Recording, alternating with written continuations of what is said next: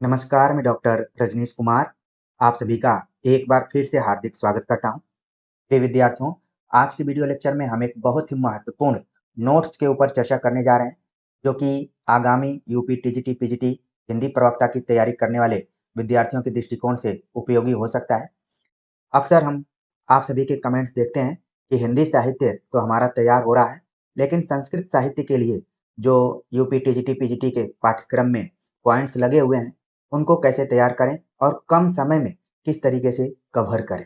तो इन्हीं बिंदुओं को सोचने के बाद मुझे लगा कि जब कभी मैं इस परीक्षा की तैयारी कर रहा था, तो किस तरीके से नोट्स बनाया था, वो क्यों ना आप सभी के सामने हम प्रस्तुत करें। तो इस उम्मीद से हम ये वीडियो तैयार कर रहे हैं और मैं आप सभी से गुजारिश करूँगा कि सभी कामों को निपटाने के बाद जितना भी वक़्त इस वीडियो में लग सकता है, आप ज़रूर दीजिए। और न सिर्फ़ आप देखेंगे कि जो विद्यार्थी संस्कृत विषय बीए में पढ़े होंगे, रेगुलर तरीके से पढ़े होंगे या जो डिस्टेंस कोर्स से पढ़े होंगे, सभी के लिए उपयोगी वीडियो हो सकती है और उनका कॉन्सेप्ट क्लियर हो सकता है। क्योंकि ये एक ऐसे शिक्षक द्वारा तैयार किया गया है, जो कि खुद कभी इन परीक्षाओं में बैठा करता था और अपनी तैयारी करता था। तो विश्वास के साथ आप देखिए, निश्चित तौर पर आपका रिवीजन होगा और आपको कई नई जानकारियाँ मिलेंगी कि हमें हिंदी साहित्य को किस तरीके से कवर करना। जब मैं तैयारी करता था, तो हमारे पास एक किताब थी, संस्कृत साहित्य का समीक्षात्मक इतिहास, जो कि कपिल देव द्विवेदी आचार्य द्वारा लिखी गई किताब थी और काफ़ी मोटी किताब थी। लेकिन हमने काफ़ी मेहनत के माध्यम से और पिछले साल के क्वेश्चन पेपर के आधार पर तैयार किया हुआ है और इंडिकेशन भी किया है कि कौन-सा तथ्य महत्वपूर्ण है। तो जैसे-जैसे हम आगे बढ़ेंगे, आपका लगाव इस चैनल से, इस वीडियो से होता जाएगा। तो इस किताब को जब आप पढ़ेंगे, तो शुरुआत होती है कि यास्क ने निरुक्त नाम से रचना की हुई है। कई बार आप देखेंगे कि पिछले साल के क्वेश्चन पेपर में पूछा गया है कि निरुक्त का संबंध किससे है? तो यास्क से है। अष्टाध्यायी, पाणिनि, महाभाष्य, पतंजलि और तमाम जो व्याकरणिक लिखे गए ग्रंथ रहे हैं, उस पे वार्तिक लिखा जाता था, जिसको कि कात्यायन ने लिखा है। तो रचनाओं के दृष्टिकोण से ये पूरा पॉइंट आप अपने दिमाग में रखिए। निरुक्त का संबंध किससे है? संस्कृत को भाषा कहा गया है निरुक्त में। अष्टाध्यायी, जो कि पाणिनि द्वारा लिखा गया, वैदिक भाषा के लिए छांदस का प्रयोग किया गया है। जब आप प्राचीन भारतीय आर्य भाषा को पढ़ेंगे, तो उसमें छांदस भाषा का भी प्रयोग किया जाता है। तो वही है वैदिक भाषा के लिए, जिसका कि उल्लेख पाणिनि के अष्टाध्यायी में दिखाई पड़ता है। लोक प्रचलित भाषा के लिए भाषा का प्रयोग अष्टाध्यायी में भी किया गया है। ठीक है। महाभाष्य, सिद्धे शब्दार्थ संबंधे लोकोक्तः प्रिय त्वदिता दाक्षिणात्या, तो इसका प्रयोग महाभाष्य में किया गया है। ठीक है। और व्याकरणिक चीजों पर जो वार्तिक लिखा गया है, वो कात्यायन द्वारा लिखा गया है। तो कम समय में आपने देख लिया कि निरुक्त का मतलब क्या है, अष्टाध्यायी में किन किन चीजों का उल्लेख किया गया है, महाभाष्य में क्या बात कही गई है और ये सभी रचनाएं किसके द्वारा लिखी गई। अक्सर आप देखेंगे कि रचनाओं पर आधारित संस्कृत साहित्य से भी सवाल पूछे जाते हैं। अब यहाँ पर जैसे आपने पढ़ा होगा सूत, पूत, कर्ण, तो सूत यहाँ पर देख रहे हैं कि दो शब्दों से मिलकर बना हुआ है, जिसका अर्थ होता है सारथी। अब हम बात करते हैं कुछ और रचनाकार, जो कि किताब को हमने लाइन बाय लाइन पढ़ा हुआ था, तो जो भी तथ्य मिला और परीक्षाओं के दृष्टिकोण से मिला, हमने उसको नोट कर लिया है। और आप सभी हमारी राइटिंग पर मत जाइएगा, क्योंकि ये बहुत ही चलती हुई हैंड राइटिंग में हमने लिखने का प्रयास किया। मुझे बिल्कुल उम्मीद नहीं थी कि कभी यूट्यूब पर मुझे पढ़ाने का मौका मिलेगा और आप सभी का प्रेम इतना मिलेगा कि पुराने नोट्स को ढूंढना पड़ेगा और बतलाना पड़ेगा। तो बहुत एक तरीके से देखा जाए, समय को देखते हुए हमने इसी राइटिंग में आप सभी को बताने का प्रयास किया है और इस उम्मीद से कर रहे हैं कि आप शब्दों को देखेंगे, इस नोट्स को तो देखेंगे ही, साथ में जो हम बात आप सभी से कर रहे हैं उसको सुनेंगे। ये नहीं कि हड़बड़ाएंगे कि सर आप क्यों नहीं पीडीएफ दे देते हैं, पीडीएफ दे देते तो हम पढ़ लेते। एक बार फिर से मैं कहना चाहूंगा कि पीडीएफ लेकर लोग गली चौराहे पर बैठे हुए हैं, उनको ग्राहक नहीं मिल रहे हैं। तो इस चीज को ध्यान में रखिए। अब हम बात करते हैं कि अश्वघोष नाम के एक रचनाकार का नाम आपने सुना होगा, जिन्होंने बुद्ध चरित नाम से लिखा, सौदरनंद नाम से रचना लिखी। ठीक है। तो ये दोनों रचनाएं परीक्षाओं में पूछी जाती रही। अश्वघोष को जरूर ध्यान में रखिए। चरक ने चरक संहिता लिखा और चरक संहिता का संबंध किसे है? चिकित्सा से। ये भी सवाल पूछा जाता है कि चरक संहिता का संबंध किस क्षेत्र से है, तो आप ध्यान में रखिए कि चिकित्सा है। और आचार्य चरक को आयुर्वेद का जनक भी माना जाता है और उनका संबंध भी रहा है। ब्रह्म समाज राजा राम मोहन राय ने स्थापित किया था सन 1828 में। आर्य समाज स्वामी दयानंद सरस्वती ने 1875 ईस्वी में। श्री राम शर्मा ने संपूर्ण ऋग्वेद का हिंदी अनुवाद प्रकाशित किया। संस्कृत पर काम करने वाले अगर विदेशी जानकारों की बात करें तो इसमें रोंजन, मैक्स मूलर और वेबर का नाम आता है। आपने मैक्स मूलर का कई बार नाम सुना होगा, ठीक है। तो संस्कृत पर इन लोगों ने काफी काम किया हुआ है। जितना भारतीय लोगों ने काम किया उतना ही काम लगभग इन लोगों ने किया है। उन तथ्यों को, छिपे हुए तथ्यों को सामने लाने का प्रयास किया है। वेद शब्द कैसे बना हुआ है? वेद शब्द विद प्लस ध धातु से बना हुआ है, जिसका अर्थ क्या होता है? ज्ञान होता है। वेद के दो भेद किए जा सकते हैं, श्रुति और निगम। श्रुति का मतलब है श्रवण मात्र से, मतलब सुनने के अर्थ से लगाया गया है। निगम का मतलब है अर्थबोधक या सार्थक। कई लोगों के नामों को आपने देखा होगा जिसमें उपनाम रहता है, फलाना निगम। जैसे आपने सोनू निगम का नाम सुना होगा, तो इसका मतलब क्या है? कहीं न कहीं वेद से संबंध है, ज्ञान को प्रदर्शित करता है। श्रुति सुनने वाला, श्रवण मात्र, और निगम अर्थबोधक या सार्थक रूप में प्रयुक्त किया जाता है। पतंजलि ने निष्काम भाव से वेदों का अध्ययन ब्राह्मण के लिए अनिवार्य बताया था। वही पतंजलि जिन्होंने कि महाभाष्य लिखा हुआ है, उसमें बतलाया गया कि निष्काम भाव से वेदों का अध्ययन करना ब्राह्मण के लिए अनिवार्य। वेदों में 14 वाणिक छंदों का प्रयोग हुआ है। वेदों में गायत्री छंद सबसे अधिक प्रचलित है।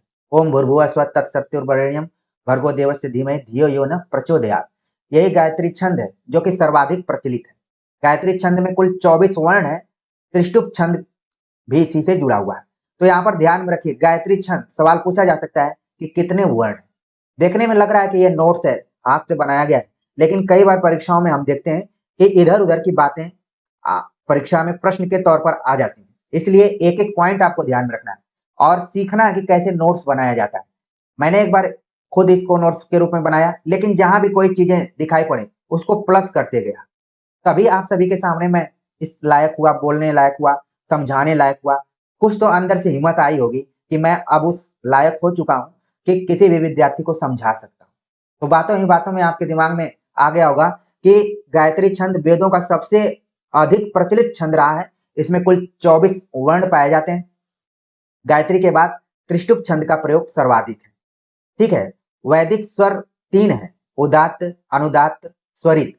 जैसे आप अष्टाध्यायी पढ़ेंगे, एक लघु सिद्धांत कौमुदी पढ़ाई जाती थी संस्कृत में, तो उसमें आप लोगों ने जरूर पढ़ा होगा कि शब्द का निर्माण कैसे होता है। तो वैदिक स्वर में अगर बात करें तो इनकी संख्या 3 बतलाई गई है, उदात्त, अनुदात्त और स्वरित। उदात्त का मतलब होता है उच्च ध्वनि, अनुदात्त का मतलब नीची ध्वनि, और स्वरित का मतलब मिश्रित ध्वनि। तो इन चीजों को भी आप जरूर ध्यान में रखिए। ऋग्वेद के बारे में अगर संक्षेप में जानकारी रखनी हो तो ऋग धनवेद से बना हुआ है ऋग्वेद।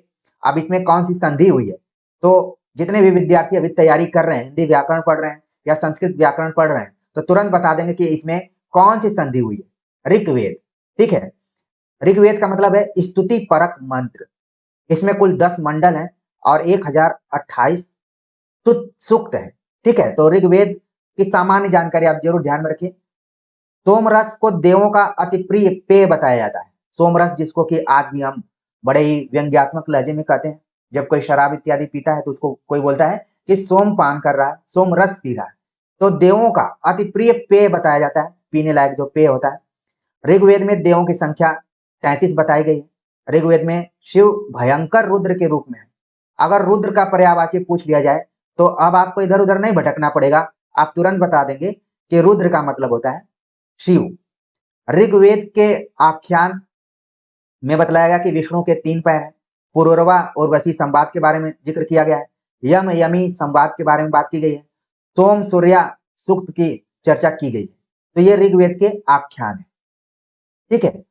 आगे बात करते हैं कि सूर्या सूर्य की पुत्री है। ऐसा माना गया कि सूर्या, बहुत सारी लड़कियों का नाम होता है सूर्या, लेकिन सूर्या किसकी पुत्री रही है? सूर्य की। और सूर्या का विवाह सोम यानी चंद्रमा से होता है। इसका मतलब है सीधे सीधे चंद्रमा सूर्य के दामाद है। मैं अपनी जानकारी के लिए लिख लिया था, ताकि कभी अगर मैं शिक्षक बनता, जबकि आप जान रहे हैं कि अब वो चीजें मेरी सार्थक हो गई हैं, आप लोगों के सामने मैं हूं, ठीक है। तो यहाँ पर उस जमाने में मैं इसलिए लिखा हुआ था कि कोई पूछेगा कि सूर्य के दामाद कौन थे, तो मैं बतला दूंगा कि चंद्रमा। आप वो कनेक्शन आप देखिए, सोम का मतलब क्या होता है, चंद्रमा होता है, पर्यायवाची के रूप में आ जाएगा तो आप तुरंत बता देंगे। और इंटरेस्टिंग बात यह है कि यह विवाह पहली बार विवाह संस्कार द्वारा संपन्न होता है। आप सोशियोलॉजी पढ़ेंगे, प्राचीन भारत का इतिहास पढ़ेंगे, तो उसमें विवाह के बारे में बतलाया गया, 16-17 तरीके के विवाहों की बात की गई है। उसमें से एक है गंधर्व विवाह। जैसे आप अभिज्ञान शाकुंतलम पढ़ेंगे तो इसमें गंधर्व विवाह की चर्चा की गई, तमाम तरीके के विवाह हैं। तो सूर्या और सोम का जो विवाह हुआ, पहली बार विवाह संस्कार के द्वारा संपन्न हुआ। ब्राह्मण ग्रंथ में मंत्रों की व्याख्या एवं विनियोग वर्णित है। ब्रह्म का मतलब होता है, यह चारों वेदों का ज्ञाता होता है। जो ब्रह्मा का अर्थ लगाया गया है, चारों वेदों का ज्ञाता। उपनिषदों की संख्या कुल 108 है। नॉर्मली सवाल पूछा जा सकता है यूपी टीजीटी पीजीटी में कि उपनिषदों की संख्या कितनी है, तो तुरंत आप बता देंगे कि 108 है। वेदांग 6 माने गए हैं, वेदों की संख्या 4 मानी गई है, आप ऑलरेडी जानते हैं। वेदांग में वो 6 चीजें कौन कौन है, शिक्षा, व्याकरण, छंद, निरुक्त, ज्योतिष, कल्प इत्यादि की बात की गई है, ठीक है। और सबको अलग अलग उपमा भी दी गई है कि व्याकरण क्या है, छंद क्या है, निरुक्त क्या है, ठीक है। किसी को मुख माना गया, किसी को शरीर माना गया, किसी को कान माना गया, किसी को कुछ माना गया है, तो इसको भी आप ध्यान में रखिए। संस्कृत वर्णमाला में 63 वर्ण माने गए हैं, ये भी आपको ध्यान में रखना है। इसलिए अपने याद करने के लिए हमने यहाँ पर वर्णमाला लिखा हुआ, संस्कृत में 63 और हिंदी में 52। जबकि अब हिंदी में एक और वर्ण आ गया है, तो इसकी संख्या 53 हो गई, ठीक है। तो याद करने के लिए इसी तरीके से तो नोट्स बनाया जाता है। जब तक आप अपने नोट्स को बढ़िया से नहीं बनाएंगे, तब तक दूसरे के नोट्स से पढ़ने से आपको कोई लाभ नहीं होने वाला। इसलिए जब भी नोट्स बनाइए, थोड़ा सा जगह जरूर छोड़े रखिए, और जो भी नई चीज आए उसमें जोड़ते जाइए, आपको बहुत आनंद आएगा और आपके नोट्स से दूसरे लोग भी गाइडेंस ले सकते हैं। तो यहाँ पर हमने याद करने के लिए लिख लिया, ठीक है। आपके दिमाग में बैठ गया होगा कि संस्कृत में वर्णमाला कुल 63 वर्णों से बनी हुई है, जिसमें कि स्वर 3 माने गए हैं, उदात्त, अनुदात्त, स्वरित। मात्रा 3 मानी गई है, ह्रस्व, दीर्घ, प्लुत। बल 3 माने गए हैं, प्रयत्न, आभ्यंतर, बल। स्थान 8 माने गए हैं, जिसको कि हम उच्चारण स्थान का कह सकते हैं, कंठ से लेकर तालु तक, ठीक है। तो ये एक तरीके से संस्कृत का जो भी विधान है, संस्कृत व्याकरण का, वो यहाँ पर बताया गया। व्याकरण को वेद पुरुष का मुख माना जाता है। मैंने अभी बतलाया कि यहाँ पर जो वेदांग है उसका एक भाग व्याकरण भी है, और व्याकरण को क्या माना गया, वेद पुरुष का मुख माना गया है। मान लीजिए आप एग्जाम में गए और सवाल पूछा जाए कि निम्नलिखित में से वेद पुरुष किसको माना जाता है, वेद पुरुष का मुख किसको माना जाता है, तो 6 यहाँ पर हैं, उसमें से 4 ऑप्शन में आप देख लेंगे और तुरंत बता देंगे कि व्याकरण को माना गया है। कात्यायन और पतंजलि ने व्याकरण के 5 प्रयोजन बतलाए। आपने काव्य प्रयोजन पढ़ा होगा, लेकिन कात्यायन और पतंजलि ने व्याकरण के 5 प्रयोजन बताए हैं। कौन कौन, रक्षा, ऊह, आगम, लघु और संदेह। ये 5 प्रयोजन कात्यायन और पतंजलि ने बतलाए हुए, ठीक है। पुराण, प्राचीन या पुराण, जिसमें कि कई शब्द हैं जिनको कि आपको समझना जरूरी। सर्ग, सर्ग का मतलब सृष्टि। प्रतिसर्ग, प्रलय। वंश, देव या ऋषि। मनवंतर, मनु का काल या समय। वंशानुचरित, सूर्य या चंद्र। पुराणों की संख्या 18 मानी गई है। सबसे प्राचीन पुराण कौन है, मत्स्य पुराण, और सबसे नवीन पुराण स्कंद पुराण है। उप पुराणों की संख्या भी 18 ही मानी गई, और इसमें आप देखेंगे कि विष्णु पुराण, जिसके रचयिता है पराशर, सबसे प्राचीन पुराण माना गया उप पुराणों के दृष्टिकोण से। भागवत पुराण, वैष्णव से संबंध है इसका। अग्नि पुराण, यह विश्वकोश कहलाता है। काव्य शास्त्र एवं व्याकरण का उल्लेख इसमें पाया जाता है। अगर आप पिछले साल के क्वेश्चन पेपर को देखेंगे तो सवाल पूछा गया है कि विश्वकोश किस पुराण को कहा जाता है, तो वो कोई और नहीं है बल्कि कौन है, अग्नि पुराण है। मत्स्य पुराण, राजाओं की प्रामाणिक वंशावली का विवरण दिया गया है मत्स्य पुराण में। वायु पुराण, शिव पुराण कहा जाता है। इतिहास का मतलब ऐसी घटना हुई थी, और ये शब्द कैसे बना हुआ है, इति प्लस ह प्लस आस, इतिहास। मतलब कि ऐसी घटना हुई थी। पुराण प्राचीन विषय, गाथा प्राचीन कथाएं। तो पुराण और गाथा, कई बार हम लोग बोल देते हैं कि क्या यहाँ पर अपना पुराण शुरू कर दिए या फिर गाथा शुरू कर दिए। तो आप देख रहे हैं कि पुराण का मतलब प्राचीन विषय और गाथा का मतलब प्राचीन कथाएं। अब हम एक एक करके रचनाओं पर बात करेंगे। उम्मीद है कि ये क्लास आपको रुचिकर लग रहा होगा और लग रहा होगा कि हाँ, पॉइंट वाइज हमारे दिमाग में चीजें बैठ देंगी। अगर हम बात करें रामायण की, तो रामायण के लेखक वाल्मीकि। राम कथा आद्योपांत वर्णित है, मतलब शुरू से लेकर अंत तक राम की कथा है इसमें। रामायण में 7 कांड हैं। बाल कांड, अयोध्या कांड, अरण्य कांड, किष्किंधा कांड, सुंदर कांड, युद्ध कांड, उत्तर कांड। ये हो गए रामायण के कांड। सवाल पूछा जा सकता है तो आप रामचरितमानस के आधार पर 7 कांडों का नाम बता सकते हैं, लेकिन एक कांड का यहाँ पर अंतर है। ठीक है, वो कांड क्या है, हमने अलग से इसको नोट किया। तुलसी के रामचरितमानस में युद्ध कांड की जगह सुंदर कांड का वर्णन है, जबकि ओरिजिनल जो रामायण है उसमें आप देख रहे हैं कि युद्ध कांड दिया हुआ है। सुंदर कांड आप देख रहे हैं यहाँ पर जो लंका कांड है, इसको युद्ध कांड के नाम से भी जाना जाता है। तो इस अंतर को भी आप जरूर ध्यान में रखिए। ठीक है, लेखक समझ गए, कथा समझ गए, कांड कितने में वो समझ गए। अगर श्लोकों की बात करें तो 24,000 श्लोक इसमें बतलाए गए, जिसको कोई चतुर्विंशति नाम से कहा जाता है। सहस्त्री संहिता भी इसको कहा जाता है। सहस्त्री संहिता के नाम से भी जाना जाता है रामायण को। तो सवाल पूछा जा सकता है यहाँ पर, और पूछा जा सकता है कि 24,000 श्लोक को संस्कृत में क्या बोलते हैं। कई बार यहाँ पर गणना से रिलेटेड भी सवाल आ जाते हैं, संख्या से संबंधित सवाल आ जाते हैं। रामायण में अगर प्रमुख छंद की बात करें तो अनुष्टुप छंद के नाम से इसमें ज्यादा जाना जाता है। प्रमुख छंद इसका क्या है, अनुष्टुप छंद। गायत्री मंत्र, जैसा कि हमने बताया कि 24 वर्ण होते हैं।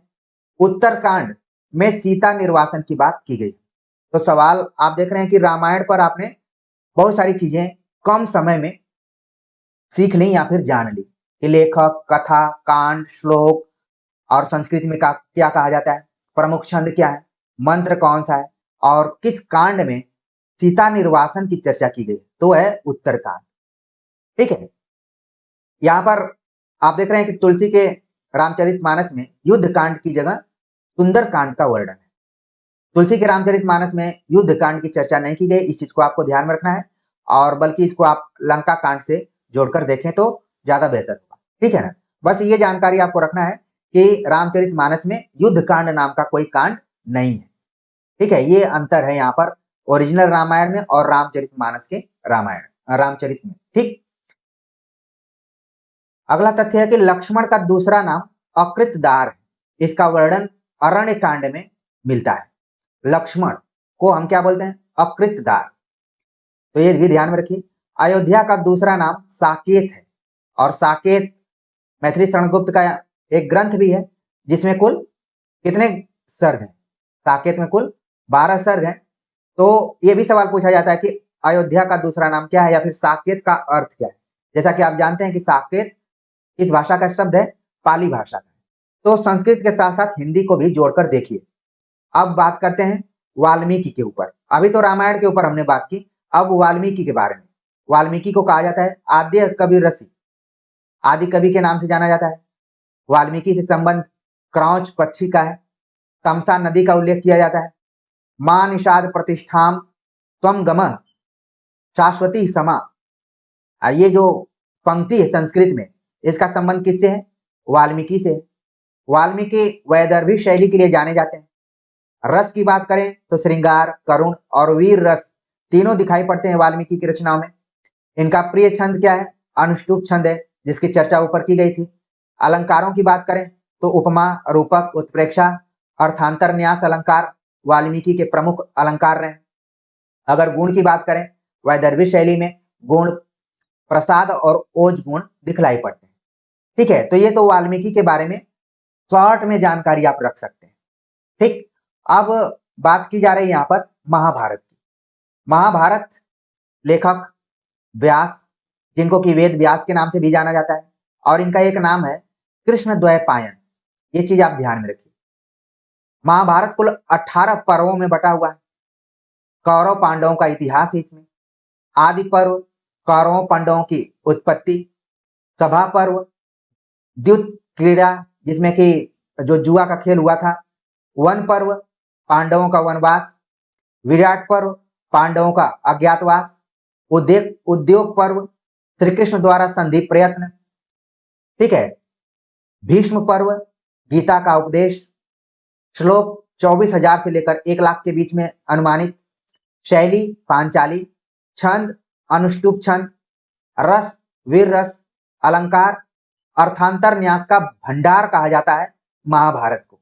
तो प्रिय विद्यार्थियों, आप देख रहे हैं कि संक्षेप में 18 पर्वों में तो बटा हुआ है, लेकिन कुछ खास पर्व हैं जिनको कि आपको ध्यान में रखना चाहिए। और हमने यहाँ पर बतलाया भी है कि जो अभिज्ञान शाकुंतलम है, यहाँ पर आप देख लीजिए, अभिज्ञान शाकुंतलम कालिदास की रचना नाटक का संबंध है आदि पर्व से, महाभारत से ही लिया गया है। शिशुपाल वधम का संबंध है सभा पर्व से, किरातार्जुनियम का संबंध है वन पर्व से, और अग्नि पुराण को हमने विश्वकोश और व्याकरण पहले ही बतला दिया। तो चीजें ध्यान में रखिए, आपने खूब तैयारी की और सवाल आ गया कि अभिज्ञान शाकुंतलम का संबंध महाभारत के किस पर्व से है। तो जितने भी विद्यार्थी अभी तक विश्वास बना के इस नोट्स को देख रहे हैं, वीडियो को देख रहे हैं, वो तुरंत बता देंगे कि आदि पर्व से संबंध है, शिशुपाल वधम का सभा पर्व से, किरातार्जुनियम का वन पर्व से, ठीक है। तो ये कम से कम तीनों जो रचनाएं हैं आपके पाठ्यक्रम में भी लगी हैं और बहुत ही परीक्षोपयोगी रचनाएं हैं, इनसे सवाल प्राय पूछे जाते हैं। अब हमने यहाँ पर कुछ और नोट किया हुआ है कि कुमार संभव में कितने सर्ग हैं। किरातार्जुनियम में कुमार संभव में 17, किरातार्जुनियम में 18, रघुवंशम में 19, शिशुपाल वधम में 20, नैषधीचरितम में 22। अगर क्रम के दृष्टिकोण से देखें तो ये भी चीज आपकी क्लियर हो जाएगी। आपने खूब रटा होगा, खूब पढ़ा होगा कि कुमार संभवम 17, किरातार्जुनियम 18, रघुवंशम 19, शिशुपाल वधम 20, नैषधीचरित 22। इस तरीके से आप याद किए होंगे। तो एक ही साथ आप देख रहे हैं कि आपके पर्व भी तैयार हो रहे हैं और सर्ग भी तैयार हो रहे हैं, ठीक है। इसी तरीके से आपको पढ़ना है। और हमने अलग से ही नोट कर लिया कि गीता का उपदेश किस पर्व से जुड़ा हुआ है, भीष्म पर्व से। अगर सवाल पूछ लिया जाए कि गीता का उपदेश किस पर्व से जुड़ा हुआ है, तो जितने भी विद्यार्थी यहाँ पर हैं तुरंत बता देंगे कि भीष्म पर्व से। तो मेन चीजें आप देख लीजिए कि किसमें पांडव कौरवों की उत्पत्ति के बारे में बात की गई, जुआ खेलने की बात की गई, पांडवों का वनवास किसमें हुआ, अज्ञातवास किस पर्व में बतलाया गया है, कृष्ण द्वारा दोनों में समझौता करने का प्रयास किस पर्व में है, गीता का उपदेश किस पर्व में है। तो मेन चीज आपने यहाँ पर नोट कर लिया होगा या फिर समझ लिया होगा। तो संक्षेप में आपने न पढ़ते हुए भी महाभारत के बारे में कई जानकारियां हासिल कर ली। आगे बात करते हैं कि महाकाव्य का लक्षण क्या होना चाहिए। इसको लेकर संस्कृत में काफी काम किया गया है, जिसमें भामा ने भी विचार किया हुआ है कि इतने सर्गों में होना चाहिए, फला फला रस होना चाहिए, फला नायक होना चाहिए, ढेका नायिका होनी चाहिए, इस तरीके से बातें की गई। तो भामा का जो ग्रंथ है काव्यालंकार, दंडी काव्यादर्श, विश्वनाथ साहित्य दर्पण, अग्नि पुराण जो कि 37 अध्यायों में बटा हुआ है, विश्वकोश के नाम से जाना जाता है। तो महाकाव्य में लक्षण के तौर पर एक चीज बतलाई गई कि 8 सर्ग से अधिक न हो। कई जगहों पर बताया गया कि 5 से कम न हो और 8 से अधिक न हो तो महाकाव्य के अंतर्गत हो सकता है। तो इसी बहाने आपने देखा कि महाकाव्य को लेकर भामह, दंडी, विश्वनाथ और अग्नि पुराण में चर्चा की गई। कई बार तो हमने देखा है कि विश्वनाथ के महाकाव्य के लक्षण को हिंदी में अनुदित करके सवाल पूछ दिया जाता है। अगर आप लोग सीरियसली तैयारी कर रहे होंगे तो पिछले साल के क्वेश्चन पेपर में आया होगा, निश्चित तौर पर आया होगा, ठीक है। तो ये आप ग्रंथ अपने दिमाग में पहले से भी रखे होंगे, अभी भी आ गया होगा। आगे बात करते हैं, जैसे कि पाणिनि के लिए हम लोग जानते हैं कि अष्टाध्यायी लिखा उन्होंने, लेकिन इसके अतिरिक्त उन्होंने पाताल विजय नाम से रचना लिखी, वररुचि ने स्वर्गारोहण लिखी, पतंजलि ने महानंद काव्यम लिखा है।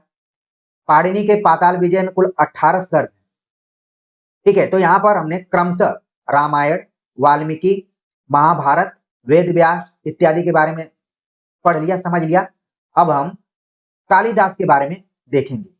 कालिदास के बारे में संक्षेप में देखा जाए तो जन्म के विषय में कोई प्रामाणिक साक्ष्य नहीं मिलता है। जैसे कई विद्यार्थी कमेंट कर सकते हैं कि सर कालिदास का जन्म कब हुआ था, तो इसको लेकर कंफ्यूजन है।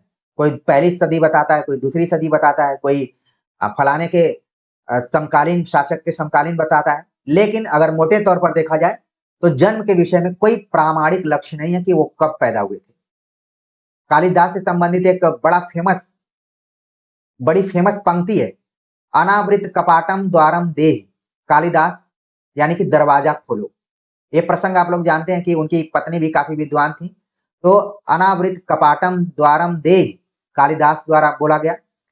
अस्ति कश्चित वाग विशेष, विद्योत्मा कालिदास की पत्नी अब वाणी में कुछ विशेषता आ गई। जैसे उन्होंने कहा अनावृत कपाटम द्वारम देहि, तो उसने कहा अस्ति कश्चित वाग विशेष, मतलब कि अब वाणी में कुछ विशेषता आ गई है। अस्थि से अब इन तीनों शब्दों पर कालिदास ने 3 महाकाव्य लिखे। ये इंटरेस्टिंग पॉइंट है और आपको ध्यान देने वाला पॉइंट है। अस्थि से उन्होंने लिखा कुमार संभवम, जो कि 17 सर्गों में ऊपर हमने बतलाया था। कश्चित से लिखा मेघदूतम, जो कि खंड काव्य के तौर पर है, 2 खंडों में बटा हुआ है। वाग शब्द से उन्होंने लिखा रघुवंशम, जिसमें कि 19 सर्ग है। तो प्रिय विद्यार्थियों, कालिदास के बारे में अगर आप कुछ नहीं पढ़े थे तो भी यहाँ पर आपने बहुत कुछ जान लिया कि जो तीनों महाकाव्य उन्होंने लिखा, कुमार संभवम, मेघदूतम, रघुवंशम, वो किन किन शब्दों से जुड़ा हुआ है। यही सभी प्रश्न अगर आ जाते हैं तो बड़े कठिन हो जाते हैं, लेकिन इस नोट्स के बाद आप एकदम से रिलैक्स महसूस करेंगे कि हमने जहाँ कुछ नहीं जानकारी रखी थी, बहुत कुछ जान लिया है। ठीक है, एक साथ कई पक्षों पर मैं आप सभी का ध्यान ले जाने का प्रयास कर रहा हूं। उम्मीद है कि आपका मन लग रहा होगा। अगर क्रम के दृष्टिकोण से देखें तो कुमार संभवम, मेघदूतम और रघुवंशम, तीनों का क्रम यहाँ पर बन रहा है। कालिदास का प्रथम महाकाव्य कौन सा है? कुमार संभवम है। अगर रचना की बात करें तो ऋतु संहार है। अगर नाटक की बात करें तो मालविकाग्निमित्रम है। ये भी सवाल पूछा जाता है इंपॉर्टेंट करके। मुझे याद आता है कि कुछ विद्यार्थियों ने कमेंट किया था कि क्या आप कालिदास की पहली रचना बता सकते हैं? बिल्कुल बता सकते हैं कि पहली रचना ऋतु संहार है, पहला महाकाव्य कुमार संभवम है और पहला नाटक मालविकाग्निमित्रम है। तो इसको आप इंपॉर्टेंट करके नोट कर लीजिए। अब किसी भी तरीके से सवाल पूछा जाएगा संस्कृत साहित्य से, तो मैं उम्मीद करता हूं कि हमारे गंभीर विद्यार्थी जो विश्वास करते हैं, किसी भी सफलता में शिक्षक के ऊपर विश्वास करना बहुत बड़ी बात होती है। आजकल जिस तरीके से भुलवाने वाले शिक्षक हैं, मैंने बहुत सारे शिक्षकों को देखा कि उनके सब्सक्राइबर 50,000 से ऊपर हो जा रहे हैं तो चैनल को बेच दे रहे हैं, फिर अपना ऑफिशियल करके चैनल खोल ले रहे हैं। अब जिस चैनल से आप लोगों ने विश्वास करके जुड़ाव किया था, अब उस पर दूसरे का फोटो लगा हुआ है। अब वो व्यक्ति कभी कभी अतिथि के रूप में आ रहा है, जो ऑफिशियल नाम से अपना चैनल बना लिया। तो इस धोखाधड़ी में विश्वास करना बहुत चुनौती के रूप में है, लेकिन अनुराग हिंदी एकेडमी इन सभी प्लेटफॉर्म से एकदम से अलग है। बीच बीच में अपना जो भी भाव है उसको भी प्रस्तुत करना पड़ता है, तो इसको आप ब्रेक के रूप में देखिए। अब ब्रेक के बाद आगे बढ़ते हैं। जैसा कि कालिदास के ऊपर हम चर्चा कर रहे हैं कि कालिदास ने 3 नाटक लिखा, 2 महाकाव्य, गीति काव्य, ये सब हमने नोट के लिए बनाया हुआ था। तो ध्यान में रखिए, कालिदास की एक रचना त्रोटक है जिसका नाम है विक्रमोर्वशीयम। मान लीजिए सवाल पूछ लिया जाए कि कालिदास की कौन सी रचना है जो कि त्रोटक है। ठीक है, ये नाटक के जो 10 रूपक हैं उन सबके भेद के रूप में है, तो थोड़ा थोड़ा अंतर है। कालिदास की कुल 7 रचनाएं मानी जाती हैं, 3 नाटक, 2 महाकाव्य, 2 गीति काव्य, कुल 7 रचनाएं कालिदास की प्रमुख रचनाएं। नाटक में आप देख रहे हैं कि अभिज्ञान शाकुंतलम, जिसमें कुल 7 अंक है, विक्रमोर्वशीयम त्रोटक के रूप में जिसमें 5 अंक है, मालविकाग्निमित्रम जिसमें कि 5 अंक है। तो अंकों के हिसाब से हमने यहाँ पर क्रम बनाया हुआ है, लेकिन पहला नाटक कौन सा है? मालविकाग्निमित्रम। इस चीज को ध्यान में रखिए। तो कालिदास के कुल कितने नाटक हो गए? 3 हो गए। महाकाव्य कौन कौन से हैं? रघुवंशम, जो कि 19 सर्गों में बटा हुआ है। हूणों के आक्रमण का उल्लेख इसमें किया गया है रघुवंशम में। कुमार संभवम, जिसमें ज्योतिष का वर्णन किया गया है, ठीक है, जो कि 17 सर्गों में बटा हुआ है। और आप देखेंगे पार्वती के सौंदर्य का वर्णन भी कुमार संभवम में ये सब किया गया है। गीति काव्य के रूप में देखा जाए तो मेघदूतम है, जो कि 2 खंडों में बटा हुआ है, और ऋतु संहार, जो कि 6 ऋतुओं का वर्णन इसमें किया गया है। ये चीजें आप बिल्कुल ध्यान में रखिए। इस तरीके से कालिदास के कुल 7 प्रामाणिक ग्रंथ मिलते हैं। वो सातों प्रामाणिक ग्रंथ यहाँ पर आपने देख लिया होगा। ठीक, अगर कालक्रम के अनुसार हम कालिदास की रचनाओं को देखें तो ऋतु संहार, कुमार संभवम, मालविकाग्निमित्रम, विक्रमोर्वशीयम, मेघदूत, रघुवंशम, अभिज्ञान शाकुंतलम इत्यादि इनके कालक्रम के अनुसार ग्रंथ है या रचनाएं। कहा जाता है कि कालिदास पर अश्वघोष का प्रभाव। कौन सा अश्वघोष? जिन्होंने बुद्धचरित नाम से लिखा हुआ है। ठीक है, अब बात करते हैं कालिदास के एक एक ग्रंथ के ऊपर, जिसमें कि आप देख रहे हैं रघुवंशम के बारे में चर्चा की गई कि कुल 19 सर्ग है। इसमें मनु, सूर्यवंशी 31 राजाओं का जीवन चरित है। रघुवंशम में सवाल पूछा जाता है कि कुमार संभवम कालिदास की किस रचना में 31 राजाओं का जिक्र किया गया है, तो वो रघुवंशम है। घोड़ों के आक्रमण का वर्णन है, ज्योतिष का वर्णन है, राजा दिलीप का जिक्र किया जाता है, नंदिनी नामक गाय का उल्लेख किया जाता है। तो रघुवंशम के बारे में अगर आप कुछ नहीं जानते थे तो उसके जगह पर आपने बहुत कुछ जान लिया कि 19 सर्ग हैं। कई बार तो यही प्रश्न बहुत कठिन हो जाता है कि कालिदास की किस रचना में कितने सर्ग हैं। तो 19 सर्ग हो गए रघुवंशम में। सूर्यवंशी 31 राजाओं का जीवन चरित्र इसमें बोला गया है। घोड़ों का आक्रमण का वर्णन किया गया है, ज्योतिष वर्णन है, राजा दिलीप की बात की गई है, नंदिनी गाय के बारे में बात की गई। ठीक है, यहाँ पर देखिए मैं अपने लिए क्यों आप सभी से मैं कनेक्ट कर पाता हूँ, क्योंकि जिस तरीके से आप लोगों के मन में सवाल उठने लगता है तो कैसे कैसे नए नए तथ्यों को आप जोड़ते रहते हैं। मैं भी कितना बार इसको याद किया होगा कि कालिदास की प्रथम रचना ऋतु संहार है, 6 ऋतुओं का वर्णन किया गया है। अंतिम रचना अभिज्ञान शाकुंतलम है, कालक्रम के अनुसार। इस तरीके से मैं याद करता था एक जमाने में। अब तो समझाने का प्रयास करता हूँ। बाद में पता चल गया कि जो चीजें याद करने लायक हैं उन्हीं को याद कीजिए, जो नहीं याद करने लायक हैं उनको फालतू में याद मत कीजिए, अपने दिमाग में बैठाइए। तो रघुवंशम आपका एकदम से क्लियर हो गया होगा। अब बात करते हैं अश्वघोष। जैसा कि बतलाया गया कि कालिदास पर अश्वघोष का प्रभाव है। इन्होंने बुद्धचरित नाम से रचना लिखी जिसमें कुल 28 सर्ग हैं। यह भी सवाल पूछा जाता है। बुद्धचरित अश्वघोष का 28 सर्ग, सौंदरनंद अश्वघोष का 18 सर्ग जिसमें कि नंद व सुंदरी कथा का वर्णन है। ठीक है, शारिपुत्र प्रकरण नाटक के तौर पर है, 9 अंकों में बटा हुआ है, प्रकरणों में विभाजित है। सूत्रालंकार अश्वघोष का, वैदर्भी रीति का कवि माना जाता है। प्रिय छंद क्या है? अनुष्ठुप, अनुष्ठुप, अनुष्ठुप व उपजाति। तो ये अश्वघोष से रिलेटेड जानकारी थी। और अश्वघोष का संबंध वज्र सूची से भी जुड़ा हुआ है। तो अश्वघोष के बारे में आपने बहुत कुछ जान लिया कि उनकी रचनाएं कौन कौन सी हैं, उन कितने सर्गों में बटी हुई हैं, नाटक कौन सा है, सारी चीजें आप समझ गए। अब बात करते हैं हम भारवी के ऊपर। भारवी नाम के जो संस्कृत के कवि हैं, महाकवि जिनको कहा जा सकता है, दंडीकृत अवंती सुंदरी कथा में भारवी को दंडी का प्रपितामह कहा जाता है। ठीक है, आप देख रहे हैं कि भारवी का दंडी से कहीं कहीं संबंध रहा है। और दंडी की रचना है अवंती सुंदरी कथा, इसमें दंडी का प्रपितामह कहा गया है। ठीक है, पुलकेशियन द्वितीय के समय के रहे हैं ये भारवी। अवंती सुंदरी कथा जरूर ध्यान में रखिए। भारवी का वास्तविक नाम दामोदर था। जैसे हम हिंदी साहित्य पढ़ते हैं तो भूषण का वास्तविक नाम क्या था, देव का वास्तविक नाम क्या था, घनानंद का वास्तविक नाम क्या था, तमाम लोगों का वास्तविक नाम पूछा जाता है, रसलीन का वास्तविक नाम क्या है।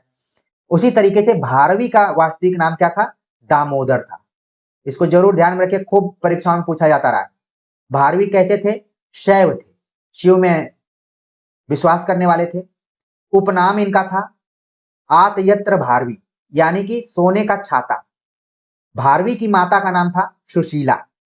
जब चूंकि ये जो नोट्स मैं बनाया हुआ हूं सन 2011 से लेकर 16 तक, जब मैं तैयारी में लगा हुआ था, नौकरी नहीं मिली थी, उसके पहले का।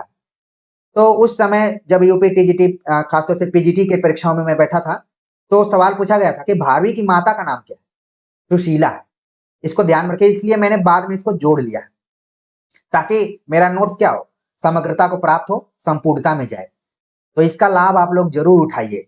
ठीक है, तो भारवी के बारे में आपने जानकारी रख ली कि इनका संबंध दंडी से भी है, पुलकेशियन द्वितीय के समय में रहे, इनका वास्तविक नाम दामोदर था, शिव में उपासना रखते थे, उपनाम था सोने का छाता रखने वाला, इनकी माता का नाम था सुशीला। ऐसा नहीं लग रहा है कि सुशीला बहुत प्राचीन नाम है। आजकल बहुत लोगों का नाम सुशीला होता है, लेकिन ये भारवी के माता जी का नाम था। अब सवाल खूब पूछा जाता है कि कौन बृहत्त्रयी में शामिल है। बृहत्त्रयी की चर्चा यहाँ पर की जा रही है। महाकाव्यों की बात करें तो किरातार्जुनीयम भारवी का लिखा गया 18 सर्गों में है, वन पर्वों पर आधारित है। शिशुपाल बधम माघ द्वारा लिखा गया 20 सर्गों में बटा हुआ है, स्वभाव पर्व से रिलेटेड है। नैषधीचरितम श्री हर्ष द्वारा लिखा गया 22 सर्ग है और नलोपाख्यान पर आधारित है। तो इन तीनों महाकाव्यों को हम बृहत्त्रयी के रूप में जानते हैं। अगर बृहत्त्रयी कवियों की बात की जाएगी तो इन तीनों को आप बतलाएंगे। महाकाव्यों की बात की जाएगी तो इन तीनों महाकाव्यों का नाम आप लेंगे। और आपकी तैयारी के लिए हमने एक जगह किस तरीके से नोट्स बना दिया है कि आप जहां महाकाव्य को पढ़ेंगे तुरंत इसके महाकवि का नाम आ जाएगा, कितने सर्गों में बटा हुआ है और आधार कहां से लिया गया है। इतना किसी भी नोट्स में आप एक साथ मुश्किल है मिलना, क्योंकि ये एक प्रतियोगी छात्र द्वारा बनाया गया नोट्स है। इस चीज को आप समझिए। किरातार्जुनीयम का आरंभ श्री शब्द से तथा अंत लक्ष्मी शब्द से होता है। ये क्वेश्चन कितनी बार परीक्षाओं में पूछा जा चुका होगा, आपने प्रैक्टिस सेट में भी देखा होगा, खूब पूछा जाता है। तो किरातार्जुनीयम जो कि भारवी द्वारा लिखा गया है, 18 सर्गों में बटा है, वन पर्व पर आधारित है। इसकी शुरुआत होती है श्री शब्द से और अंत लक्ष्मी से। दोनों का अर्थ आप देखेंगे तो एक ही है, लेकिन न जाने महाकवि ने कुछ सोच समझकर श्री से इसकी शुरुआत की और लक्ष्मी से इसका अंत किया। और भारवी के लिए कई सूक्तियां दी गई। भारवेर अर्थ गौरवम, ठीक है, अर्थ गौरव के लिए भारवी जाने जाते हैं। प्रकृति मधुरा भारवी गिरी, इसके नाम के लिए जाने जाते हैं भारवी। ये दोनों वाक्य जरूर आप अपने ध्यान में रखिए। अर्थ गौरव के लिए कौन जाना जाता है? भारवी। प्रकृति मधुरा के लिए जाना जाता है भारवी, ठीक है। सर्वप्रथम चित्रालंकार का प्रयोग भारवी ने किया। चित्रालंकार, ये सब संस्कृत में अलंकार थे, जिसको कि वर्तमान समय में कहा जाए कि बिंब से जुड़ाव है। बिंब को हम चित्र भाषा के रूप में भी जानते हैं। तो सर्वप्रथम चित्रालंकार का प्रयोग भारवी ने किया। भारवी को रीति शैली का जन्मदाता माना जाता है।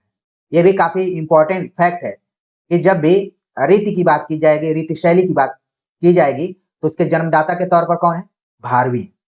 भारवी ने सर्वप्रथम चित्रालंकारों का प्रयोग किया था। गोमूत्रिका वध, ठीक है। तो यहां पर आप देख रहे हैं कि चित्रालंकारों के लिए आप बस ध्यान में रखें कि भारवी का संबंध। भारवी के बाद अब बात करते हैं माघ के ऊपर। महाकवि माघ। शिशुपाल बधम जो कि 20 सर्गों में बटा हुआ है, देवर्षि नारद और कृष्ण की इसमें चर्चा की गई है। मुझे याद आता है कि शिशुपाल बधम, जब मैं बीए का विद्यार्थी था बीएचयू में, तो हमें एक टीचर थे, पढ़ाते थे, मुखोपाध्याय करके ऐसे नाम था उनका, मैं थोड़ा मिस कर रहा हूँ, ठीक है। और वो पढ़ाते थे तो बड़े ही जबरदस्त तरीके से पढ़ाते थे। लगता था कि कृष्ण का एकदम से पृथ्वी पर अवतरण हो रहा है। बहुत ही इंटरेस्टिंग ढंग से पढ़ाते थे। नाम उनका मुखोपाध्याय था, बंगाल साइड के थे, इतना मुझे याद है, ठीक है। शिशुपाल बधम 20 सर्गों में बटा हुआ। माघ के लिए कहा जाता है माघे संति त्रयो गुड़ा। माघे संति त्रयो गुड़ा, यानी कि 3 जो गुण है उनके लिए माघ जाने जाते हैं, ठीक है। जैसे अर्थ गौरव के लिए भारवी जाने जाते हैं, उसी तरीके से तीनों गुणों के लिए कौन जाने जाते हैं? माघ। अब वो तीनों गुण कौन है? ये सब नहीं है कि प्रसाद है, माधुर्य है, ये सब गुण नहीं है, अभी आपको पता चलेगा। उपमा के लिए जाने जाते हैं कालिदास। अर्थ गौरव के लिए जाने जाते हैं भारवी। पद लालित्य के लिए जाने जाते हैं दंडी। और इन तीनों के लिए जाने जाते हैं माघ। माघे संति त्रयो गुणा, मतलब कि ऐसा कवि जिसकी रचनाओं में उपमा भी हो, अर्थ गौरव भी हो और पद लालित्य भी हो, ठीक है। वो तीनों के लिए जाना जाता है माघ। बाकी के लिए भी आप ध्यान में रखिए, कई बार इनसे सवाल आ चुके हैं और आगे आने के पूरे चांस हैं। अब हम थोड़ा सा अंतर यहां पर देख लेते हैं कि किरातार्जुनीयम और शिशुपाल बधम में अंतर कई बार पूछा जाता है। अगर कथा के दृष्टिकोण से देखें तो किरातार्जुनीयम का संबंध महाभारत से है, शिशुपाल बधम का संबंध भी महाभारत से है। किरातार्जुनीयम में श्री शब्द से प्रारंभ होता है, शिशुपाल बधम में श्री शब्द से प्रारंभ होता है। किरातार्जुनीयम में लक्ष्मी शब्द से अंत होता है, शिशुपाल बधम में श्री शब्द से अंत होता है। किरातार्जुनीयम में शिव स्तुति से समाप्ति, शिशुपाल बधम में कृष्ण स्तुति से प्रारंभ एवं समाप्ति। ये अंतर है, बड़ा ही मेन मुख्य अंतर है। और ये सभी अंतर एक प्रतियोगी दृष्टिकोण रखने वाला विद्यार्थी जो कि अब शिक्षक हो चुका है वही रख सकता है। तो प्रिय विद्यार्थियों, कभी कभी अपने पुराने दिनों को फ्लैशबैक में या क्रिकेट के शैली में कहूँ रिप्ले देखने में बड़ा मजा आता है कि क्या मैं इतना मेहनती था। हालांकि मेहनत को लेकर आप सभी के कमेंट आमंत्रित रहेंगे कि पिछले 3-4 सालों में इस चैनल की मेहनत को देखकर आपके अंदर कोई ऊर्जा आई कि नहीं आई, चीज को जरूर सीरियसली लीजिएगा। तो आप देख रहे हैं कि किरातार्जुनीयम और शिशुपाल वधम में क्या समानता थी, क्या अंतर था, उसको भली भांति आप देखिए। यहां से सवाल आने तय 100% मैं बोल रहा हूं कि आना ही आना है। आगे और बात करते हैं कि माघ मास में सूर्य की किरणें भा रवि क्षीण हो जाती हैं। तो यहाँ पर कुछ जोड़ा गया है कि माघ में क्या होता है, सूर्य की किरणें भारवी क्षीण हो जाती हैं। तो कैसे शब्दों को तोड़कर उसका अलग अर्थ निकाल लिया जा रहा है, ये संस्कृत में बहुत पहले से किया जाता रहा। अब हम बात करते हैं श्री हर्ष के ऊपर। श्री हर्ष की जो रचना है नैषधि चरित, जिसमें कुल 22 सर्ग हैं। इसका आधार है नलोपाख्यान। बृहत्रयी में सर्वश्रेष्ठ कवि के तौर पर श्री हर्ष को जाना जाता है। श्रृंगार रस इनका अंगी रस है, प्रमुख रस है। उपजाति सर्वाधिक प्रिय छंद है इनका, और इनके पिताजी का नाम है हरि। ये भी सवाल पूछा जा चुका है। मुझे याद आ रहा है कि 2011 पीजीटी और 2013 पीजीटी के एग्जाम में पूछा जा चुका है। अगर आप सभी के पास पिछले साल के क्वेश्चन पेपर हो तो एक बार जरूर चेक कर लीजिए कि मैं जो बतलाता हूँ उसमें सत्यता है कि नहीं है। सत्यता 100% है। तो श्री हर्ष से रिलेटेड कि नैषधि चरित 22 सर्गों में, आधार नलोपाख्यान, बृहत्रयी में सर्वश्रेष्ठ, श्रृंगार रस के लिए जाने जाते हैं, उपजाति सर्वाधिक प्रिय छंद रहा है इनका। एक और कवि है भट्टी। भट्टी काव्य जो कि 22 सर्गों में बटा हुआ है।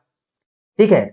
अनुमान भट्टी काव्य, रावण वध, व्याकरण शिक्षक शैली, इसके लिए जाने जाते हैं भट्टी। प्रकीर्ण कांड, अधिकार कांड, प्रसन्न कांड, तिंगंत कांड, ये सभी कांड से संबंधित भट्टी के ग्रंथ हैं। अगले जो कवि हैं उनका नाम है कुमारदास। न जाने कुमारदास का नाम आया तो मुझे एक नाटक याद आ गया। आप लोगों को भी आना चाहिए। नहीं याद आ रहा है तो फिर आप अपने दिमाग को खटखटाइए थोड़ा सा कि क्यों नहीं याद आ रहा है। कुमारदास का जिक्र उस नाटक में जरूर किया जाता रहा है। ठीक है। तो कुमारदास जिन्होंने जानकी हरण नाम से ग्रंथ लिखा, 22 सर्गों में बटा हुआ है, वैदर्भी शैली का प्रयोग किया है कुमारदास। जानकी हरण, सीता हरण, जानकी हरण 22 सर्गों में विभक्त है। रत्नाकर कृत हर विजय 50 सर्गों में है। माधव भट्ट कृत राघव पांडवीय 13 सर्गों में बटा हुआ है। तो कुछ ऐसे रचनाकार हैं जो कि कभी कभी परीक्षाओं में आकर परेशानी खड़ा कर देते हैं, इसलिए आपको ध्यान रखना चाहिए। आगे बात करते हैं, इसी से जुड़ा हुआ है कि काव्येषु नाटकम रम्यम। नाटकों में, अगर कविताओं में नाटक को सबसे रम्य माना गया भरत के अनुसार। नाटक दो तरीके का है, दृश्य और श्रव्य। दृश्य दो तरीके का है, रूपक जिसमें कि 10 रूपक की चर्चा की जाती है, उपरूपक 18 है। अब रूपक में 10 रूपकों में आप ध्यान दीजिए, नाटक, प्रकरण, भाण, व्यायोग, समवाकार, डिम, यामृग, अंक, विधि, प्रहसन, ये सब क्या है, रूपक है। ठीक है, इसको ध्यान में आप रखिए। उप रूपकों की संख्या 18 है। ठीक है। कई बार ये पूछ लिया जाता है कौन रूपक का प्रकार नहीं है, कौन शामिल नहीं है, इस तरह के सवाल आते हैं, जिसमें आपने भारतेंदु हरिश्चंद्र को पढ़ते हुए प्रहसन के बारे में जरूर पढ़ा होगा। ठीक है। कहा गया नाटक को पंचम वेद माना गया है। भरत के अनुसार नाटक पंचम वेद है। ये भी सवाल को पूछा जाता है। ऋग्वेद पाठ्य पर आधारित है जो कि कथा वस्तु है। सामवेद संगीत से संबंधित है। यजुर्वेद अभिनय से संबंधित है। अथर्ववेद रस से संबंधित है। सीजीपीएससी में एक बार इसी तरीके से सवाल पूछा जा चुका है। जैसा कि आप जानते हैं कि मेरा चयन सीजीपीएससी असिस्टेंट प्रोफेसर में भी हुआ था, तो ये नोट्स काम में आया था, क्योंकि उसमें संस्कृत का कोई पोर्शन नहीं था, लेकिन जो हमने नोट्स बनाया था, इसीलिए तो बार बार आप लोगों से कहता हूं कि अपना नोट्स बनाइए।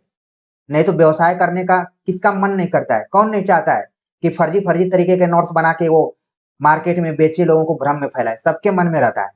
लेकिन सही बात बताना सबसे ज्यादा महत्वपूर्ण है। तो यहाँ पर आपने देखा कि जितने भी वेद हैं, चारों वेद, उनका संबंध किस किस चीज से है, जरूर ध्यान में रखिए। कभी भी पलट करके सवाल आ सकता है। भरत मुनि ने नाट्य वेद को चतुर्वेदांग संभवम कहा है। भरत मुनि ने नाट्य वेद को चतुर्वेदांग संभवम कहा। नाटक के तत्वों की बात की जाए तो नाटक के 4 तत्व निर्धारित किए गए हैं: कथा वस्तु, संगीत, अभिनय, रस। ठीक है, ये सब काव्य शास्त्र के पोर्शन आपको दिखलाई पड़ रहे हैं। सवाल पूछा जा सकता है कि नाटक के कितने तत्व हैं, तो कथा वस्तु है, संगीत है, अभिनय है, रस है। ये 4 तत्व हैं। और भरत ने रसों की संख्या कितनी मानी? 8 मानी। देख रहे हैं कि कैसे मैं बाद में भी चीजों को नोट करते जा रहा हूं कि हमारे दिमाग में बैठे। कई बार विद्यार्थी कमेंट करते हैं कि सर ये मुझे याद नहीं हो रहा है, वो याद नहीं हो रहा है। आपको बर्थडे तो याद होता होगा, आपके साथ कौन खराब व्यवहार किया वो तो याद होता होगा। सारी गलत चीजें आप याद करके रखते हैं, लेकिन जो याद करने लायक है वही चीज याद नहीं होती है। थोड़ा सा तो ध्यान दीजिए, बिल्कुल याद होगी। उसके ट्रिक्स यही है कि जहां पर आपको मिले जुले तथ्य दिखाई पड़े वहां पर नोट कर लीजिए। ठीक है, नाटक के तत्व 4, भरत ने रसों की संख्या मानी 8। महाकवि भास के बारे में अगर बात करें तो महाकवि भास कालिदास के पूर्ववर्ती थे। अगर आप जन्म काल के दृष्टिकोण से हम देखेंगे तो पहले भास का नाम आएगा, इसके बाद कालिदास का नाम आएगा। ठीक है, तो भास कालिदास के पूर्ववर्ती थे। भास के नाटक, ढेर सारे नाटक लिखे हैं भास, जिनके लिए जाने जाते हैं। और ऐसा माना जाता है कि संस्कृत में सबसे प्राचीन रचनाकार है महाकवि भास। तो इनके नाटकों की बात करें तो उदयन कथा मूलक नाटक है, प्रतिज्ञा यौगंध रायण 4 अंकों में बटा हुआ, स्वप्न वासव दत्तम 6 अंकों में बटा हुआ है। तो आप देख रहे हैं कि यहाँ पर सवाल पूछा जाता है कि प्रतिज्ञा यौगंध रायण का आधार क्या है? उदयन कथा है। स्वप्न वासव दत्तम काफी इंपॉर्टेंट नाटक, इसका भी आधार क्या है? उदयन कथा है। कितने कितने अंकों में बटा हुआ है सब आपने यहाँ पर देख लिया। महाभारत मूलक नाटक कौन कौन से लिखा है इन्होंने?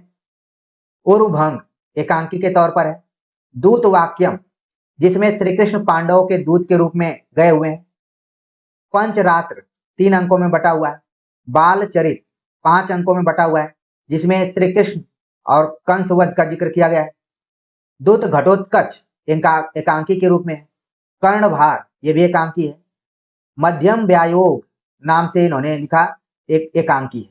तो इतने ग्रंथों को देख रहे हैं आप कि एकांकी में बटे हुए हैं सब, और ये सब महाभारत के आधार पर है।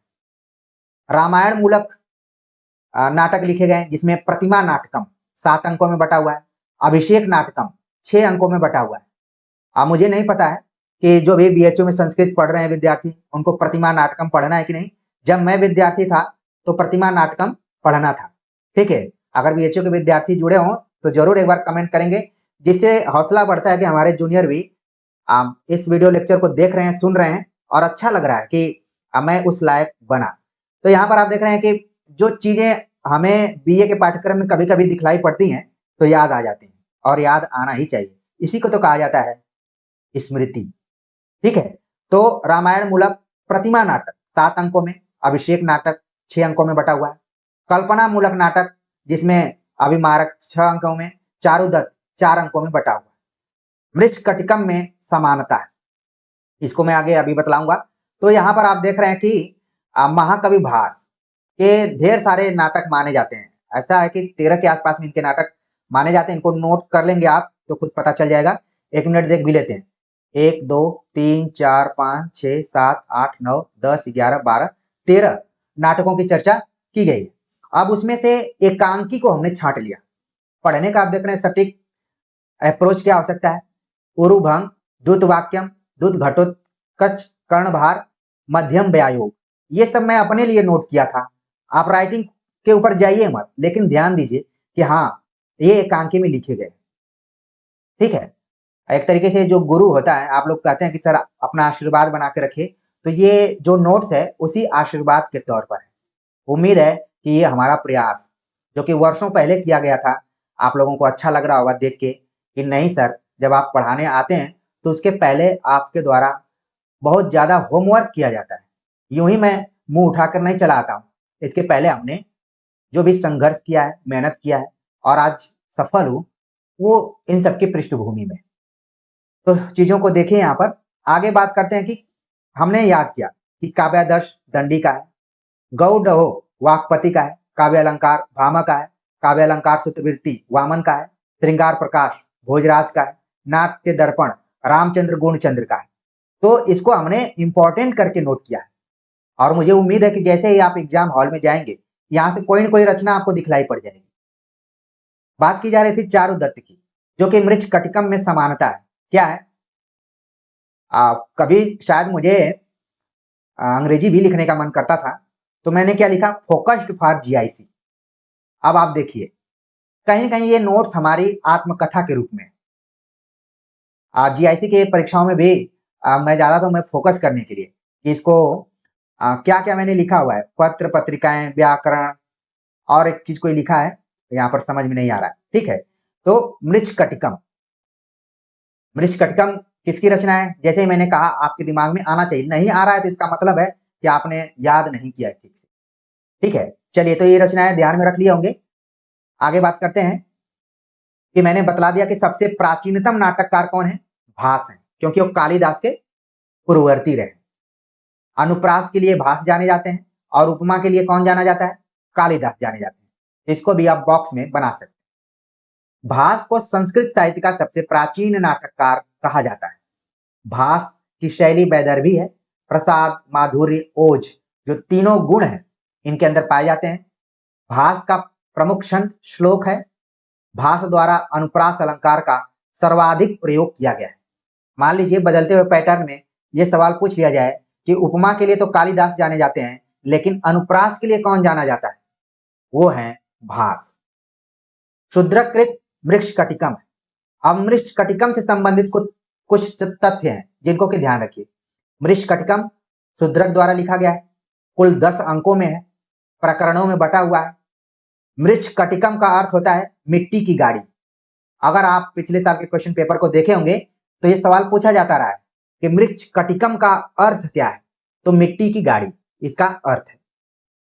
चारुदत्त और मृच्छकटिकम में विद्वान समानता मानते हैं।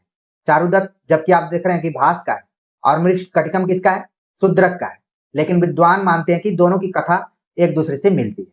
तो बस आपको ध्यान रखना है। एक बार फिर वापस हम महाकवि कालिदास के ऊपर आते हैं। कालिदास से सवाल संस्कृत में पूछे जाने तय हैं, चाहे किसी भी तरीके का, तो क्यों ना हम नोट्स में उन पर जोर दें। महाकवि कालिदास, मालविकाग्निमित्रम 5 अंकों में लिखा, कालिदास की प्रथम रचना है, नाटक माना जाता है। विक्रमोर्वशीयम त्रोटक के रूप में है, 5 अंकों में है। पुरूरवा का जिक्र तीसरे अंक में किया गया है। पुरूरवा का पुत्र आयुष था। ये तथ्यात्मक चीजें आप ध्यान में रखिए। अभिज्ञान शाकुंतलम 7 अंकों में बटा हुआ है। शकुंतला केंद्र में है। शकुंतला की माता का नाम मेनका, पिता का नाम विश्वामित्र और धर्म पिता थे कर्ण। ठीक है, मान लीजिए आप अभिज्ञान शाकुंतलम बिल्कुल नहीं पढ़े तो भी आप जान जाएंगे कि अभिज्ञान शाकुंतलम में कुल 7 अंक हैं। शकुंतला है, दुष्यंत है, शकुंतला की माता जी मेनका है, पिता विश्वामित्र है, धर्म पिता, एक पिता होता है और एक धर्म पिता होता है। तो यहाँ पर धर्म पिता कर्ण ऋषि है, जिनको कि कश्यप ऋषि के नाम से भी जाना जाता है। ये चीज ध्यान में रखिए। और जो अभिज्ञान शाकुंतलम है, महाभारत के आदि पर्व में वर्णित शाकुंतलोपाख्यान से लिया गया है। यह सवाल पूछा जा सकता है, इसको आप जरूर नोट करिए।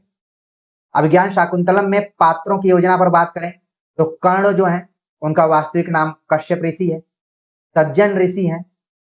मारीच, वीतराग नाम के भी पात्र हैं, ऋषि के तौर पर है। दुर्वासा जो अत्यंत क्रोधी ऋषि के रूप में जाने जाते हैं, और जो भी घटनाएं अभिज्ञान शाकुंतलम में घटी उसमें दुर्वासा ऋषि का काफी रोल है। अगर हम शिष्यों की बात करें तो सारंगव और सारद्वत 2 शिष्य हैं। सारंगव अभिमानी और क्रोधी है, सारद्वत विनीत और शांत है। इस लेसन से यह पता चलता है कि शिष्यों की 2 तरीके की कैटेगरी होती है। कुछ शिष्य होते हैं जो अभिमानी होते हैं, क्रोधी होते हैं, और कुछ शिष्य होते हैं जो विनीत होते हैं, शांत होते हैं। कहना नहीं चाहिए, अक्सर कई विद्यार्थियों का मैं कमेंट देखता हूं, तो कहीं अगर मान लीजिए मानवीय त्रुटि के आधार पर कुछ गलती हो जाती है तो बड़े ही उनके लहजे बड़े बदले हुए से लगते हैं। लगता है कि सामने वाला कुछ नहीं जानता है। उनके कमेंट से ऐसा लगता है कि कितना अभिमान है, कितना क्रोध भरा हुआ है। लेकिन कोई कुछ विद्यार्थी होते हैं, वो बतलाते हैं कि सर यहाँ पर मिस्टेक हुआ है थोड़ा सा। तो ये चलता है, ऐसा नहीं है कि सारी चीजें यहाँ पर आपको गलत ही पढ़ाई जा रही हैं। तो शिष्यों, आप क्योंकि टीचर बनना चाहते हैं तो आप जाएंगे तो आपका शिष्यों से मुकाबला होगा। कुछ शिष्य होंगे जो कि आपको विनीत और शांत रूप में दिखाई पड़ेंगे, कुछ अभिमानी होंगे, कुछ क्रोधी। हर समय में होता है।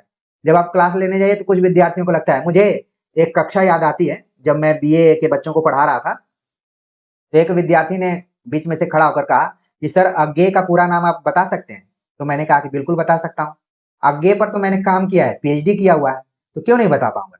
उस विद्यार्थी को लगा होगा शायद सर न बता पाए। अज्ञेय और मुक्तिबोध का नाम हिंदी साहित्य के विद्यार्थियों के लिए बहुत कठिन प्रश्न है। तो ऐसे-ऐसे प्रश्न आप विद्यार्थी आ जाते हैं। कभी-कभी विद्यार्थी चेक भी करते हैं। ये चीज़ें मज़ा आता है पढ़ाने में।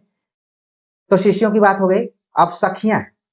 सखियाँ में शकुंतला जो कि लज्जाशील है, मितभाषी है, सरल हृदय है, जैसा उसका नाम है। और शकुंतला शब्द का जो अर्थ है हमने एक बार व्याकरण में आप लोगों को बतलाया भी था कि पक्षियों से घिरा हुआ एक एक घिरी हुई बच्ची थी जिसको कि कर्ण ने कहा शकुंतला। शकुंत मतलब होता है पक्षी। तो शकुंतला एक है, उसका क्या चरित्र है आप देख रहे हैं कि लज्जाशील है, मितभाषी है, सरल हृदय की है। अनुसुईया क्या है? शांत है, गंभीर है, विवेकशील है। प्रियंवदा हंसी मजाक करने वाली है, हास्य प्रिय, वाक्पटु, बात करने में बहुत चतुर, मधुर भाषी। तो दोनों अपने नाम के अनुरूप हैं। प्रियंवदा तो एकदम नाम के अनुरूप है। प्रियंवदा बहुत सारी लड़कियों का नाम भी होता है। अनुसुईया नाम बहुत कम होता है। ठीक है। और शकुंतला, अनुसुईया, प्रियंवदा नाम जरूर आप ध्यान में रखिए, सखियां के तौर पर हैं। शाकुंतलम का प्रधान रस श्रृंगार रस है। एक चीज आपको ध्यान में रखना है, रस की बात की जाए, शाकुंतलम में कौन सा रस है? श्रृंगार है। कालिदास वैदर्भी रीति के सर्वोच्च कवि माने जाते हैं। ठीक है, तो ये तो कालिदास के बारे में था। अब कुछ और है। विशाख दत्त कृत मुद्रा राक्षस। मुद्रा राक्षस किसकी रचना है? विशाख दत्त द्वारा लिखी गई। इसमें चाणक्य का वर्णन किया गया है। विशाख दत्त संस्कृत के प्रगतिवादी नाटककारों में माने जाते हैं। अब हर्षवर्धन के बारे में कुछ बात कर लेते हैं। हर्षवर्धन, जिनको कि हर्ष के नाम से जानते हैं हम, इनकी रचनाओं में प्रियदर्शिका जो कि 4 अंकों में है नाटिका के तौर पर, रत्नावली 4 अंक में है नाटिका के तौर पर, नागानंद 5 अंक में है और अंतिम रचना है। तो हर्षवर्धन, जिनको कि कई बार हम जो कुंभ लगता है प्रयागराज इत्यादि में, उससे जोड़कर देखते हैं, कन्नौज के राजा, ये रचना में लिखने में भी काफी मन लगाते थे। तो प्रियदर्शिका, रत्नावली, नागानंद, इन सबको याद रखिए कि हर्षवर्धन की रचना है। कितने कितने अंकों में है, सब चीजें हमने बतला दी। भट्ट नारायण वेणी संहार नाम से इन्होंने ग्रंथ लिखा, जिसमें कि शिव, विष्णु और कृष्ण की स्तुति की गई है। और इसमें द्रौपदी के वेणी सवारने की घटना की बात की गई है। वेणी संहार, द्रौपदी के वेणी संहार की घटना इसमें बतलाई गई। ठीक है, सवारने की घटना है। और एक घटना आपने पढ़ी होगी कि जब पांडवों ने दुर्योधन को निमंत्रण दिया था और गया था, और महल देखकर कंफ्यूज था कि कहाँ पर पानी है, कहाँ पर क्या है। तो वहां पर बाल झाड़ते हुए द्रौपदी ने देख लिया कि दुर्योधन जो है अपना धोती ऊपर करके चल रहा है, तो उन्होंने कमेंट कर दिया कि अंधे का पुत्र अंधा ही होता है। और ये बात उसको लग गई और फिर महाभारत का कारण बना। ये सारी चीजें आप अच्छे से जानते होंगे। तो वेणी संहार भट्ट नारायण द्वारा लिखी गई रचना है, जिसमें शिव, विष्णु और कृष्ण तीनों की स्तुति की गई और केंद्र में द्रौपदी भी है। अब याद करने के लिए हमने कुछ बॉक्स बनाया हुआ है कि नाट्य शास्त्र किसकी रचना है। ये बात उन दिनों की है जब हम तथ्यों को जुटा रहे थे। जैसे आप लोग भी तैयारी करते हैं तो तथ्यों को जुटाते हैं, फिर बाद में धीरे धीरे महारत हासिल करते हैं। आपको लगता है कि नाट्य शास्त्र हो तो बहुत छोटी बात हो गई किसकी रचना है। अब उसमें कितने अध्याय बचे हुए हैं, कितने श्लोक हैं, क्या उसमें बात कही गई, ये सारी चीजें जाननी जरूरी है। तो धीरे धीरे अनुभव होता है। तो नाट्य शास्त्र भरत का, दश रूपक धनंजय का, साहित्य दर्पण विश्वनाथ का, ये सब मैं याद किया हुआ था, आपको भी याद होगा। दुर्योधन की पत्नी का नाम था भानुमति। भानुमति नकुल के प्रति आकर्षित थी। ये भी एक घटना यहाँ पर, जो थोड़ी सी इंटरेस्टिंग चीजें हमें दिखाई पड़ती थी, मैं नोट कर लिया करता था, ताकि कभी एक शिक्षक बनूंगा तो विद्यार्थियों को बतलाऊंगा। ठीक है। अब क्या है आगे कि वेणी संहार में कुल 6 अंक हैं। तृतीय अंक इसका क्या है? महत्वपूर्ण है। वेणी संहार में भीम के द्वारा द्रौपदी के वेणी सवारने का वर्णन किया गया है। ठीक है, तो वेणी संहार छोटी सी रचना है, आप जरूर ध्यान में रखिए इसको। अब हम बात करते हैं भवभूति के बारे में। भवभूति, ये दक्षिण भारत के निवासी थे। अभी तक जितनी चर्चाएं हमने की, सभी का संबंध उत्तर भारत से था, कहीं दक्षिण भारत का उल्लेख नहीं किया गया था। लेकिन जो भवभूति हैं ये दक्षिण भारत के निवासी थे। अगर रचनाओं की बात करें तो मालती माधव, महावीर चरित, उत्तर रामचरित भवभूति की रचनाएं हैं। मालती माधव 10 अंकों का प्रकरण नाटक विधा में है और इसमें विदूषक का अभाव है। कई बार सवाल पूछा जाता है कि भवभूति की कौन सी रचना है जिसमें विदूषक यानी कि जो हास्य मजाक करने वाला पात्र है उसका अभाव है। विदूषक जो हंसी मजाक करता हो, जिसको कॉमेडियन कहा जाता हो, वो मालती माधव में नहीं है। मालती माधव कुल 10 अंकों का नाटक है, प्रकरण में बटा हुआ है, गद्य पद्य में है, ये चीज भी ध्यान में रखिए। महावीर चरित भवभूति की रचना, उत्तर रामचरितम 7 अंकों में बटा हुआ। वामन ने अपने काव्यालंकार सूत्रवृत्ति में भवभूति के 2 श्लोकों का वर्णन किया है। वामन जो काव्य शास्त्र में आपने वामन को पढ़ा है, उन्होंने अपने काव्यालंकार सूत्रवृत्ति में भवभूति के 2 श्लोकों का वर्णन किया हुआ है। उत्तर रामचरितम ज्यादा इंपॉर्टेंट है। करुण रस की प्रधानता उत्तर रामचरितम में मानी जाती है और इसमें कुल 7 अंक हैं। भवभूति ही एकमात्र कवि हैं जिनकी रचनाओं में प्रसाद, माधुर्य और ओज तीनों गुणों का सामान्य मिश्रण मिलता है। भवभूति जो कि करुण रस के लिए जाने जाते हैं, ठीक है, एको रस करुण रस ऐसे करके श्लोक है भवभूति के बारे में। तो एकमात्र ऐसे कवि हैं जिनकी रचनाओं में प्रसाद भी है, माधुर्य भी है, ओज है, तीनों गुणों का क्या है, समावेश है। ठीक, तो भवभूति को आप जरूर ध्यान में रखिए। इनकी 3 रचनाएं हैं, मालती माधव, महावीर चरितम, उत्तर रामचरितम। तो उत्तर रामचरितम काफी इंपॉर्टेंट है, खूब सवाल पूछा जाता है। अगले रचनाकार हैं मुरारी, जिन्होंने अनर्घ राघव नाम से रचना लिखी, 7 अंकों में बटा हुआ है। महाकवि और बाल वाल्मीकि की उपाधियां इनको दिया गया है मुरारी को, ठीक है। अगले जो रचनाकार हैं उनका नाम है राजशेखर। राजशेखर ने बाल रामायण नाम से लिखा, 10 अंक है इसमें। बाल महाभारत जिसका कि उपनाम प्रचंड पांडव 2 अंकों में लिखा गया है। कर्पूर मंजरी जिसके लिए राजशेखर जाने जाते हैं, 4 अंकों में लिखा गया है। तहक यानी प्राकृत का प्रयोग किया गया है। काव्य मीमांसा काव्य शास्त्र के बारे में चर्चा की गई है राजशेखर की। शार्दूल विक्रीडित अत्यंत प्रिय छंद है। ये वही राजशेखर हैं जिन्होंने की संस्कृत काव्य शास्त्र में भी अपना अहम रोल निभाया है, ठीक है। तो बाल रामायण, बाल महाभारत, कर्पूर मंजरी, काव्य मीमांसा, इन दोनों ग्रंथों को जरूर ध्यान में रखिए, ये सब राजशेखर के, ठीक। और वे लेखक हैं जिनमें दिंगनाग कुंदमाला लिखा, कृष्ण मिश्र ने लिखा प्रबोध चंद्रोदय, जिसको आगे चलकर देखेंगे कि हिंदी साहित्य में भी दिखलाई पड़ता है। अद्वैतवाद विषयक कल्पना प्रतीकात्मक नाटक के लिए काफी यूज किया गया है प्रबोध चंद्रोदय को, जो कि कृष्ण मिश्र द्वारा लिखा गया है, ठीक है। अगले रचनाकार हैं जयदेव। जयदेव की जो रचना है प्रसन्न राघव। अभी आपने देखा कि ऊपर में अनर्घ राघव था, यहाँ पर है प्रसन्न राघव, जो कि जयदेव द्वारा लिखा गया है, 7 अंकों में है। संस्कृत में आप देखेंगे कि 7 अंकों का काफी रोल है। जयदेव की रचना चंद्रालोक, गीत गोविंद, ये तीनों ग्रंथ जयदेव के हैं। और आपने रीतिकालीन रीति ग्रंथकार कवियों को पढ़ते हुए आपने देखा कि चंद्रालोक से काफी प्रभावित थे। अब आप देख रहे हैं कि हिंदी के साथ संस्कृत पढ़ना कितना जरूरी है, इसीलिए हिंदी के साथ संस्कृत का कॉम्बिनेशन होना जरूरी है। तो यहाँ पर आप देख रहे हैं कि चंद्रालोक जयदेव से जुड़ा हुआ है और उनकी रचना है। गीत गोविंद आप जानते ही हैं, प्रसन्न राघव को भी ध्यान में रखिए। जयदेव को कई उपाधियां दी गई थी, जैसे इनको कहा गया कविंद्र, वाणी का विलास, असमर रस, निष्यंदन, मधुर, पीयूष वर्ष, ठीक है। ये जयदेव के लिए उपाधियां हैं। तो हमने कई बार हिंदी में पढ़ते हुए कविंद्र रविंद्र पढ़ा हुआ है। पीयूष वर्षी कई बार आप देखेंगे कि बिहारी के लिए उपाधि दी गई है, लेकिन कहीं न कहीं आप देख रहे हैं कि कैसे कनेक्शन है हिंदी का और संस्कृत का एक दूसरे के साथ। तो उपाधियां जरूर जयदेव की ध्यान में रखिए क्या क्या है, कभी पूछा जा सकता है जब दिन खराब हो तो। अगला यहाँ पर बड़ा ही इंपॉर्टेंट मैंने शब्द नोट किया हुआ है, कामोत्सव। आप लोग पूरा एकदम, मैं मानकर चल रहा हूँ कि आप एडल्ट के रूप में होंगे। कामोत्सव सुहाग रात का एकदम से संस्कृत शब्द है। अगर आप बोलेंगे कामोत्सव तो बहुत लोग नहीं समझ पाएंगे, इस शब्द को तो बहुत लोग समझ जाते हैं, तो हमने भी अलग से इसको नोट किया था। ताकि आप कभी हंसी मजाक में किसी को बोल सकते हैं। ठीक है, तो ये तो आप ऐसे जानकारी के लिए नोट कीजिए। आगे है संस्कृत गद्य काव्य। तो गद्य काव्य देखेंगे तो दृश्य और श्रव्य दो तरीके के हैं। श्रव्य में पद्य, गद्य, चंपू तीनों का समावेश हो जाता है। ठीक है, पदबंध रहित गद्य कहलाता है, दंडी का मानना था।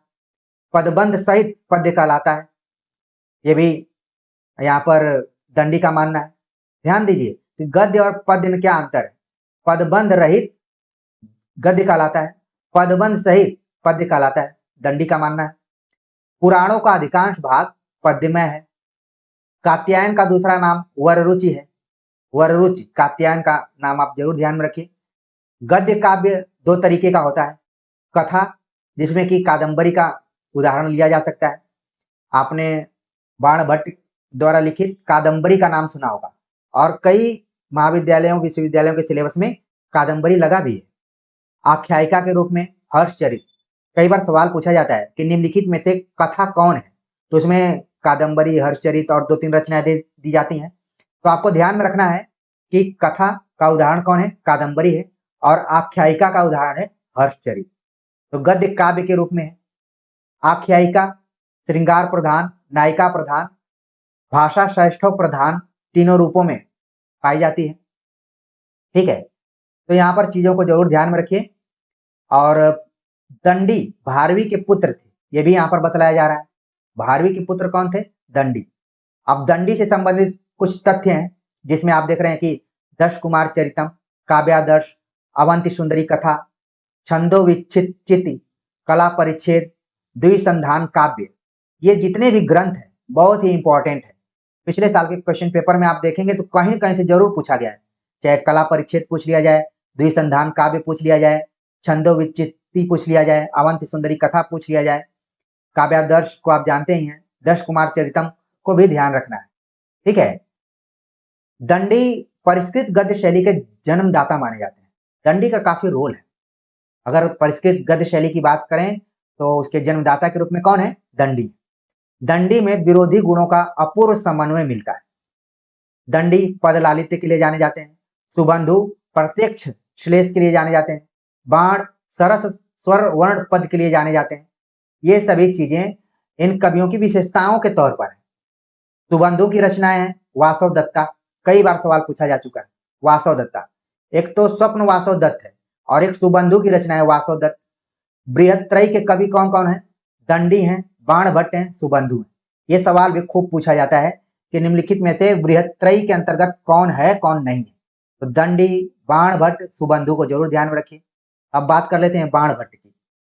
बाणभट्ट जिन्होंने कि हर्षचरित लिखा उच्छ्वास में, कादंबरी कथा के रूप में। ठीक है, और कादंबरी पढ़ेंगे तो चंद्रापीठ का नाम, वैशंपायन का नाम, शुकनास का नाम, महाश्वेता का नाम जरूर ध्यान में रखेंगे। बाणभट्ट की आत्मकथा आपने जरूर पढ़ा होगा, लेकिन उसका कहीं न कहीं प्रभाव कादंबरी से जुड़ा हुआ है, जिसमें कि जो भी चरित्र हैं उनको जरूर ध्यान में रखिए आप। ठीक है, चंडी शतक बाणभट्ट की रचना। इसी तरीके से गुरु गोविंद सिंह ने भी कुछ इसी तरीके से लिखा हुआ है। चंडी चरित्र है शायद उनका, चंडी शतक ध्यान में रखिए। पांचाली रीति के लिए प्रसिद्ध है बाणभट्ट। वाणो बाणो छिट्टम जगत सर्वम उपाधि इनको दी गई है। ठीक है, बाणो उच्छिष्टम जगत सर्वम, तो ये ध्यान में आप रखिए कि बाणभट्ट के लिए। ठीक, और हर्षचरित उच्छ्वास में है, आख्यायिका के तौर पर है, 8 उच्छ्वासों में बटा हुआ है। आगे कुछ हमने याद करने वाली चीजें यहाँ पर लिखी हुई हैं, जिनको कि आपको ध्यान में रखना है। श्रृंगार प्रकाश भोज की रचना, चारुमती, वररुचि, बृहत कथा, गुड़ाढ्य की रचना खूब पूछी जाती है। दश कुमार चरित दंडी की रचना, वासव दत्त सुबंधु की रचना, कादंबरी बाणभट्ट की रचना, अमर कोश विश्वनाथ द्वारा लिखित, अवंती सुंदरी दंडी की रचना, और कई जगहों पर अमर कोश अमर सिंह से भी जोड़ा गया है। ठीक है, आप अमर सिंह को भी ध्यान में रखिए। चारुदत्त भास की रचना।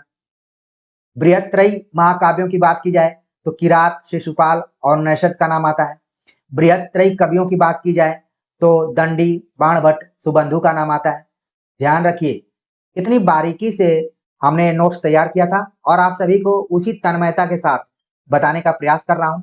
न मुझे भूख प्यास या फिर समय का ख्याल, किसी चीज का ख्याल नहीं है।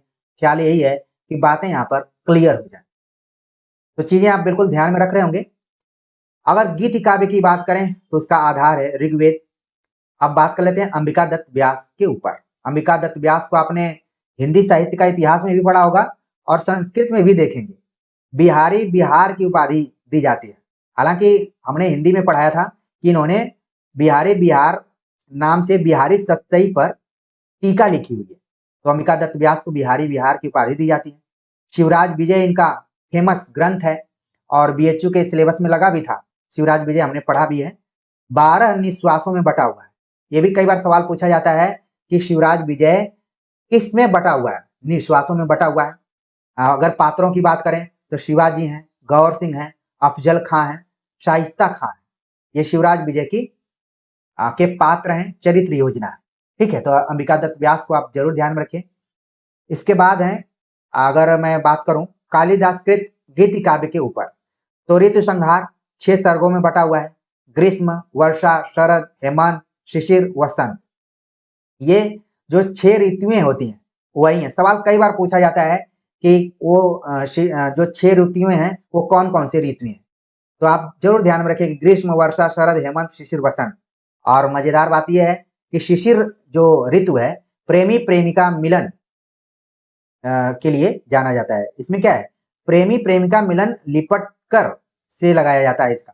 ठीक है ना, यहाँ पर शिशिर का काफी रोल है। तो अब किस समय में होता है? बसंत के ठीक पहले का ये समय है। तो जैसा हमने पढ़ा उस तरीके से ब्रैकेट में लिख लिया था। और मुझे पता नहीं था कि मैं आगे चलकर इस पेशे में आऊंगा, शिक्षक बनूंगा, अपने विद्यार्थियों को बतलाऊंगा जो बड़े हो चुके होंगे तो उनके लिए। तो इसी बहाने आपने ऋतु संहार के 6 ऋतुओं के बारे में आपने देख लिया। मेघदूत, मेघदूत को शोक गीत भी कहा जाता है। वैसे तो आपने सरोज स्मृति को पढ़ा होगा शोक गीत के रूप में, लेकिन मेघदूत भी क्या है, शोक गीत है। इसमें यक्ष यक्षिणी का जो भी है विरह, उसको आपने कभी न कभी इधर उधर पढ़ा ही होगा, उसी को पैटर्न बनाया गया है। मेघदूत शोक गीत के नाम से जाना जाता है और 2 भागों में बटा हुआ है, पूर्व मेघ और उत्तर मेघ। इसमें क्या है, यक्ष यक्षिणी की कथा का वर्णन किया गया है, गंभीरा नदी का वर्णन है। इसे शोक गीत काव्य भी कहा जाता है। तो जरूर आप ध्यान में रखिए, सवाल बदलते हुए पैटर्न में आएगा तो मुझे उम्मीद है कि आप लोग जरूर बता देंगे। अगला है पिंगला।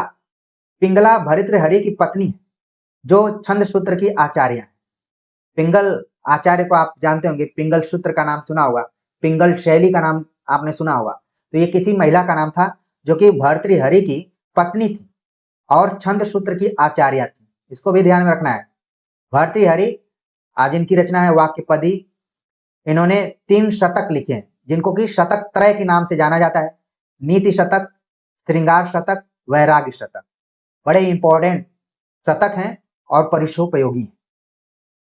अमरू द्वारा लिखी अमरुक शतक को गागर में सागर कहा जाता है। अमरुक शतक भी लिखा गया अमरुक द्वारा, ये भी ध्यान में रखिए। गीत गोविंद में 12 सर्ग हैं और जैसे ही मैंने नाम लिया इसके रचनाकार का नाम आपके दिमाग में आना चाहिए, पंडित राज जगन्नाथ। पंडित राज जगन्नाथ रत्नाकर उपनाम से जाने जाते हैं। इनका ग्रंथ है चित्र मीमांसा खंडन, जो कि अप्पय दीक्षित के चित्र मीमांसा पर आधारित है। गंगा लहरी, रस गंगाधर, भामिनी विलास गीति काव्य के तौर पर है। मनोरमा कुछ मर्दन, भट्टो दीक्षित का खंडन इसमें किया गया है मनोरमा कुछ मर्दन के अंतर्गत। तो ये सब पंडित राज जगन्नाथ द्वारा लिखा गया है। ठीक है, कथा साहित्य की बात करें तो कई तरह की कथा साहित्य, अद्भुत कथा, लोक कथा, कल्पित कथा, पशु कथा। और यहाँ पर एक खास मुझे यहाँ पर दिखाई पड़ा शर्मा, जिसका अर्थ एक विशेष पशु से जुड़ा हुआ है। तो जानकारी के लिए हमने नोट कर लिया था। अब जब कथा की बात की जा रही है तो कई कथाएं हम सुना करते हैं। पंचतंत्र विष्णु शर्मा, हितोपदेश नारायण पंडित, बृहद कथा गुड़ाढ़ी द्वारा लिखित है। तो ये भी कई बार परीक्षाओं में पूछे जाते रहे। संस्कृत में और कहां से पूछा जाएगा, यही सभी घुमा फिरा कर आते हैं।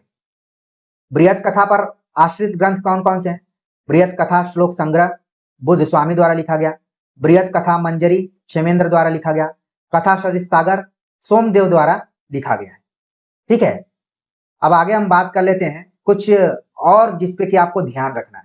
ऑलरेडी आपने ध्यान रखा होगा कालिदास के महाकाव्य रघुवंशम 19 सर्गों में, कुमार संभवम 17 सर्गों में, नाटक मालविका मित्रम 5 अंकों में, अभिज्ञान शाकुंतलम 7 अंकों में, त्रोटक, विक्रमोर्वशीयम 5 अंकों में, गीत काव्य, मेघदूत 2 खंड में, ऋतु संहार 6 सर्गों में।